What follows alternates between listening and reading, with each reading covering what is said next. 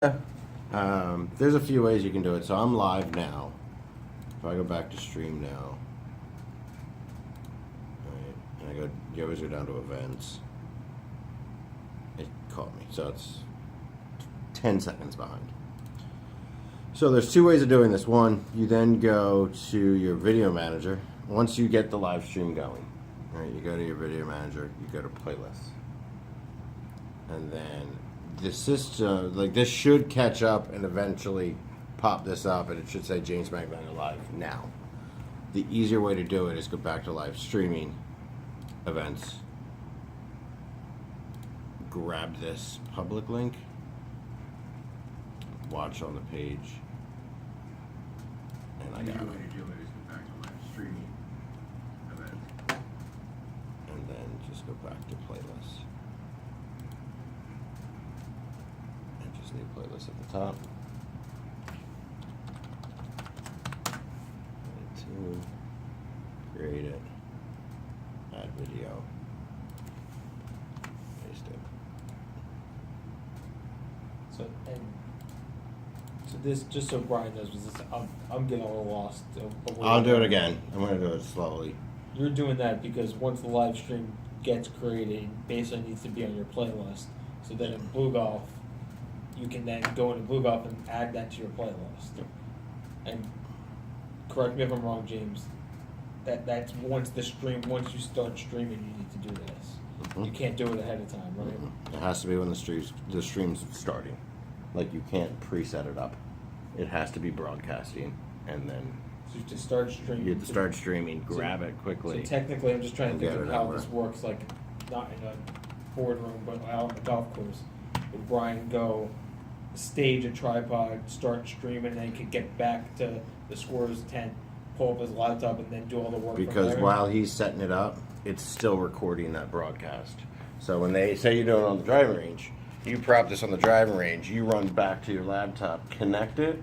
It already caught that video while you were trying to connect. So it's still going to show that video. Granted, it's going to be when somebody logs in, it's going to be at that current time. So the process is just, you hit record on your phone, so you go live, then go back to your laptop after you get, it doesn't have to be, it could be 5 minutes, it could be an hour later. You Yeah. pick up the live stream, right? You can if it's still streaming. Yeah, you can absolutely can. It's just the one downfall we found out is it has to be streaming. You can't set it up prior.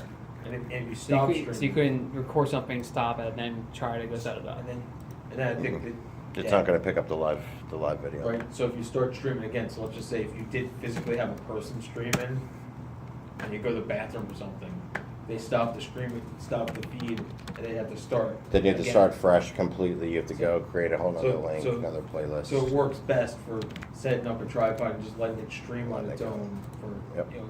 an hour or a couple hours, and then someone could go move the stream. Yep. Then you could. The easier way to do it too is just to kind of keep it moving.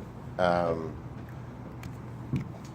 And Brian, a lot of these things that we're figuring out is we're limited to how good YouTube is, with how practical a lot of this stuff is. So we're hoping that once the Apple app comes out, the integrations in there, this is going to a lot of these kinks are worked out where you'll be able to just hit stream, and then if you need to stop it and set up somewhere else, you can just hit the button and resume your stream.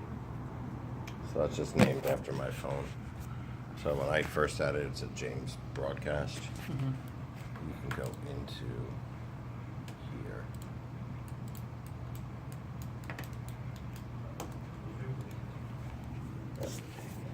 I should go back in. You just have to edit the name before you do it. Like there's an edit section when I go back into the channel. Video manager.